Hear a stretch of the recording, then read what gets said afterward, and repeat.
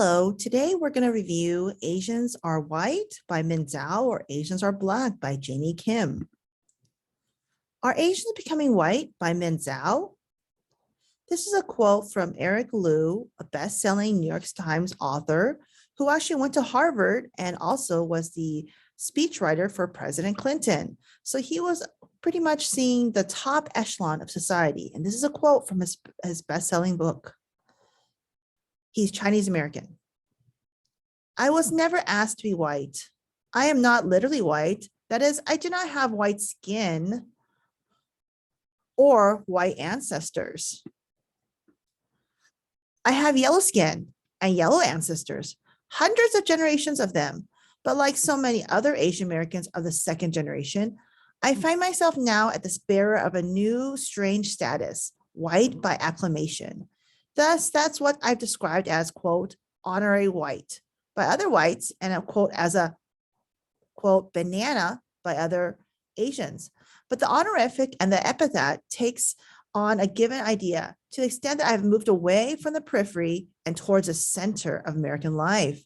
I become white on the inside. Some are born white, others achieve whiteness, while still others have whiteness thus thrust upon them. Thus, supposedly, it is what it means to assimilate. So that's a food for thought. He identifies as white. He says he's white on the inside. He's gone to the top. So again, my question when I start this lecture is, are Asians white? Well, let's even go back to the name Asian American. Asian American is a completely made up name. It's actually made up by these two grad students in 1968, these two Berkeley grad students, Emma G. and Yuji Ichikoka, who created the Asian American Political Alliance and the UCLA founders of the program. So it was interesting. There were a couple and they said, you know what, how are we going to get all these different Berkeley Asians get together? We get the North Asians, East Asians, Southeast Asians, East Asians. Let's just all call them Asian American. And so that's what they did. And that's what they did. They created the term. So remember his name, Yuri. But there's other terms for Asian American. There's a PETA. Now, this is a new term, Asian Pacific American. You see Cal State San Diego has a new center called a PETA Center. Now you see an AAPI, which is Asian American and Pacific Islanders. You see Asian and Asian diaspora, which is basically a very political stance talking about how Asians have been discriminated against their entire time in the United States. So let's take out the American and just say we're Asian or Asian diaspora. There's also Brown or DC. Now, DC is also a political term because it means South Asian American, but also it's exclusive because it also really puts on top of South Asian experience on top of Pakistani, Sri Lankan, Afghani. So again, a very political term. And what about Armenians? Are Armenians West Asian Americans? You tell me. There's also a movement to take the PI, which is Pacific Islander, out of the AAPI. For example, Native Hawaiians, they have 7 times more COVID-19 infections and much more deaths than Asians and whites. And thus people say, you know what, we have to just aggregate and look at their specific issues, because if you keep putting the API, the PI is really going to be sucked into the very high numbers for Asian Americans. And you're not going to see how PIs are overrepresented in prison and also have one of the lowest college graduation rates. They have similar outcomes to Indian Americans. Now, Asia isn't imaginary. Asia constitutes 30% of the Earth's total mass, as well as 60% of the world population. Now, if you include the actual diaspora, you're talking about 60 to 66% of the world population. So goodness gracious, that's a lot of Asians. And again, as Edward Said has said, Asia is a source for the West and how it defines itself in opposition, right? And that's for another lecture on Orientalism. Let's take a look at Asia. Asia is Uzbekistan, Turkmenistan, that's Central Asia. And again, multiple countries, they have very differing identity. Or is Asia South Asia? Sri Lankans, India, Nepal, Bangladesh, Afghanistan, again, you see this overlap, okay? Or is Asia Southeast Asia? Now, that's 15% of the Asian American population. Malaysia, Singapore, Laos, Brunei, Indonesia. Just to highlight Indonesia and Philippines, a huge gargantuan population of millions of people. I think it's fourth most populated in the world. And so again, how can you even say they're one group, right? So I want you to think about that. Also, there's Western Asia, which again, if you went to other colleges like University of Toronto, you actually would go to a department of West Asian department or West Asian studies, and you're going to learn about Armenia, Israel, Palestine, Syria, Turkey, Georgia, Saudi Arabia, again, Kuwait. These are very distinctive Western Asian countries. One could argue, is Iraq and Iran, are they part of Western Asia? I don't know. You tell me. Of course, even in our fictional life, Raya and the Last Dragon, you see how Southeast Asia is depicted in a kind of in a cartoon form. So I want you to do a think, pair, and share. Take 5 minutes, pause this video, and I want you to ask, what is the term that's best used to describe Asian Americans? What are the pros? What are the cons? All right, take 5 minutes.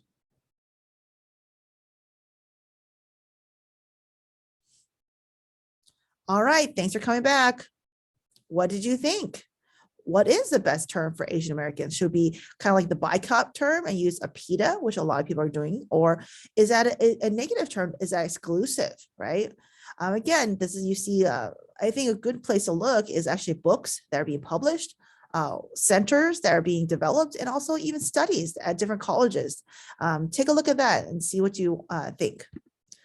There's actually a huge variety of Asian Americans. And actually in the projection, right now we have around 17 Asian Americans, 17 million in 2022. And we have 1.7 million undocumented Asian Americans. So that's almost 20 million Asian Americans. And by the time we hit 2060, we're gonna have 46 million Asian Americans. So that's a huge population, and they're actually the fastest growing because Asian Americans are the youngest.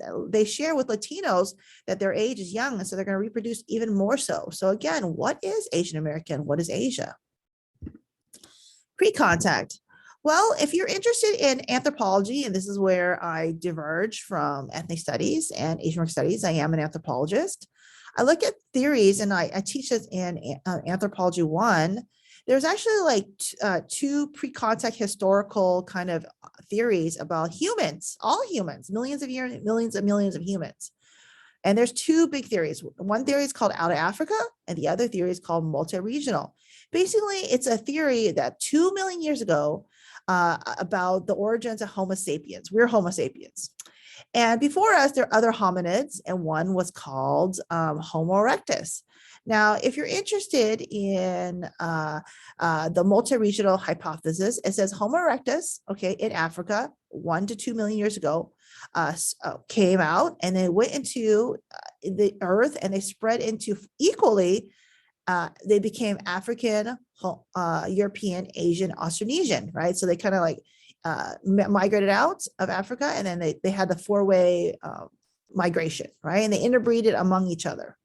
Now, another group, these are the out of Africa hypothesis group, says that everything came out of Africa, and we migrated out of Africa, and then from Africa, that's when we diverged, right? And Homo sapiens, after migrating out of Africa, became African, European, Asian, Austronesian. So if you're looking for, what is the most evidence, pretty much the most evidence, I would argue, would be probably out of Africa theory, not the multi-regional.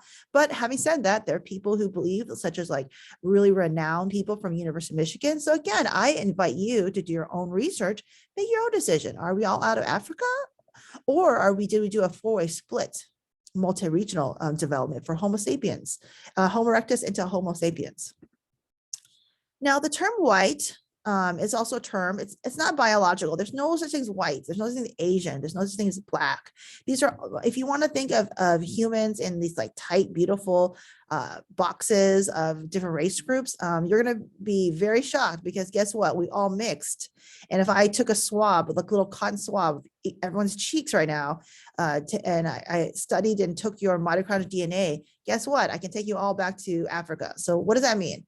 By a race is not real. The whiteness category is not real, but do you get discriminated against? Socially real? Yes. Do you get murdered by the police and stopped by, various and treated unfairly because of perceived different biological racial groups? Yes, you do. That is real. But is it biologically real? No. But again, we must acknowledge that, there are real consequences of people viewing you as a different race. Now, I really want you to know that the two very important people who sued for whiteness, quote unquote, and citizenship. The first one is Wong Kim Ark. He was a lowly, quote unquote, restaurant worker, and he was born in 1904. He was born in the U.S. and he sued for citizenship. And what happened was he left San Francisco, born in San Francisco, and he left to go to China to look around. And he came back to US. And when he came back, they're like, no, you're Chinese. You can't come back in. He's like, no, I was born in San Francisco. And then he sued. And guess what? A lot of people don't acknowledge this lowly, quote unquote, restaurant worker, but he won.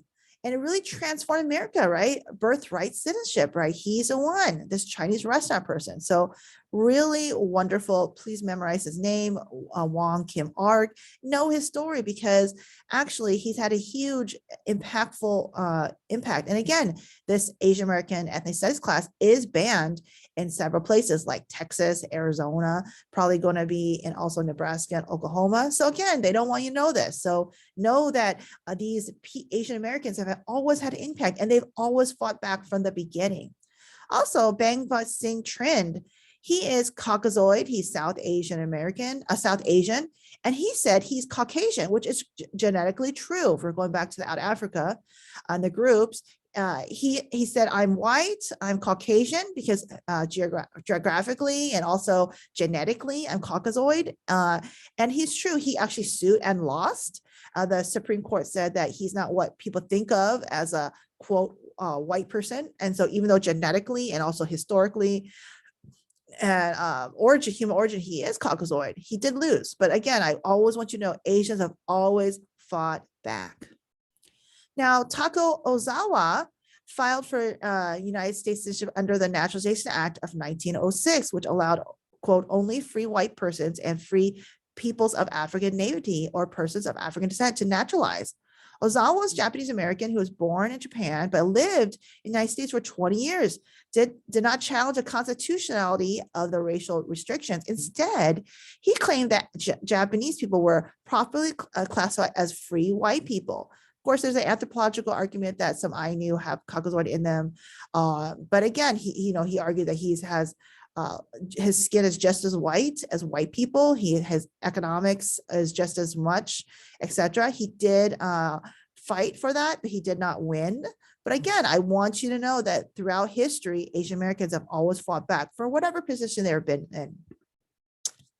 Armenians, well, of course, Armenians are in Western Asia on the map. That's undisputed.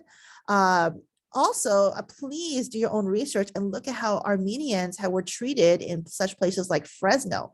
They're definitely racialized. They're called like something like Fresno Indians and all these things. And so again, like huge history of discrimination towards them, but you see that different Armenians in different parts of the United States identify differently racially. So you see, again, not clean, tight boxes. Some are more Middle Eastern, places like Glendale, some more overlap with Asian Americans, some overlap is even with whiteness. So again, please do your own research on that, on what is Armenians.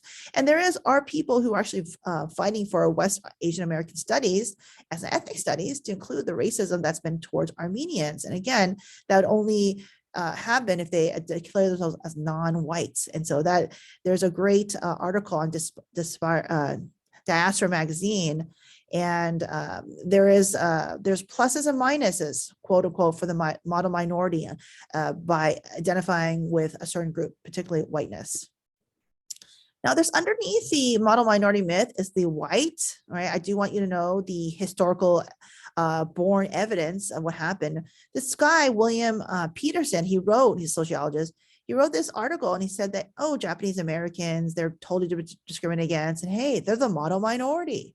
again, this had repercussions because then you kind of like don't see Asian American pain, don't see Asian American murder, such as we've had 10,000 incidents in the last couple of years. You're looking at 2019 to continue on into 2022, multiple murders of elderly and Asian women. And again, this is Time Magazine. This is Asian Americans and the Whiz Kids. So again, this pushing of this model minority, again, very clearly, Asian Americans never called themselves a model minority. And this has been really created, fostered on them. It has probably hurt them more than anything. And it's been using Asians as a racial wedge, particularly as an anti-Black wedge to hurt African Americans by saying, hey, Japanese Americans doing great, huh? Why are you doing so bad, African Americans? It's also used to hurt and hurt other Asian Americans, such as East Asians saying to Southeast Asians like the Hmong, the Mian, the Cambodian, hey, why are you not doing great? Well, we're all doing great. You're embarrassing us. So again, I would argue it's also an anti-Southeast Asian and anti-Pacific Islander sword. So again, terrible sentiment, model minority is pretty much similar to yellow peril.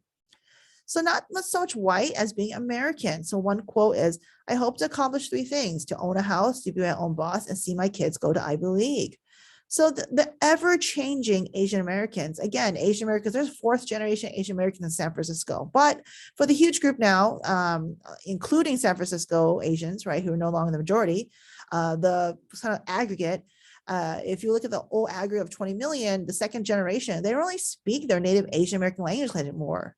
This is versus 25% of Mexican Americans who still can, who can't speak. Okay, Jennifer Lee talks about how 25% of APIs are actually marrying interracially, and out of the interracial, 87% of those marriages are with Anglo Americans. So these children, are these children Asian?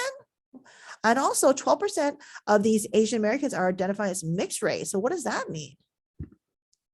So again, I want to argue that this honorary white or forever foreigner is a trope. Look at Mia Tuan's The Asian Ethnic Experience today. Look at, I really want to this one book that just came out, Contemporary Asian American Activism, Building Movements for Liberation. Please read it, by Diane Fugino and Robin Rodriguez, wonderful activist scholars. And again, you know, what is the pro and con of being white or Black, quote unquote? There's, you know, for Asians, yes, there's some educational parity, some income parity, marriage, quote, they're Americanized. But one can argue that they're actually much better in some cases, because there's a really viral video article about how if Asians were to speak to whites or Anglo-Americans, how Black or how white people speak to African Americans. In many cases, Asian Americans outdo Anglo-Americans in many respects, such as marriage. They tend not to divorce, education, higher education rate, income, some Asian Americans. But again, the other Asian Americans actually are doing very poorly. You don't see them. So Grace Lee Boggs argues that we should have a class-based identification. We got to identify with African Americans. We have culture, skin tone, it's kind of where you grow up. And many Asian Americans identify as African Americans. And again, please remember that the poverty of Southeast Asians and pretty much half of East Asians too, and the massive suffering of racial discrimination. There's real problems that APIs are facing, not addressed, especially if you're calling them a minority. Suicide, not looking for help, not getting mental health, fear of people of authority, language isolation, the bamboo theory, PTSD, right? With all the Southeast Asian, plastic surgery. I mean, is that like an indicator they hate themselves? Discrimination of Asians towards Asians, and reputation. And of course, Asian Americans are getting divorced and having abuse, and they need help, right? And so these are not being addressed, definitely, if you're saying that they're the quote honorary whites, okay? Helps nobody. So I really want to end this last slide with a suggestion on where to go in reading. And my suggestion is that you read the Triangulation of Asian Americans by Claire Kim. This is a great article about how Asian Americans, how we should move beyond the white and Black binary, and how Asian Americans are very triangular, if that's a word, in this kind of binary. So, and also lastly, please look at the quote or hashtag Atlanta syllabus, Asian American Studies project on anti-Asian violence in 2021. This would be a great article, and it has wonderful actually articles that you can actually download. So I really recommend if you want to learn more about how Asian Americans have been attacked historically. And of course, Atlanta syllabus is because of the 8 murders that happened in Atlanta, Georgia recently, and 6 of the 8 murdered victims were Asian women. And one could argue that if they weren't Asian women, they'd be alive today. And again, when they interviewed the police and they commented on these murders, the police said, and please look this up, he said, the shooter was just having a bad day. And again, Asian pain, Asian violence, again, very invisibilized, but, very trivialized as well. So again, have a wonderful day. Please deep dive more into Asian American racialization.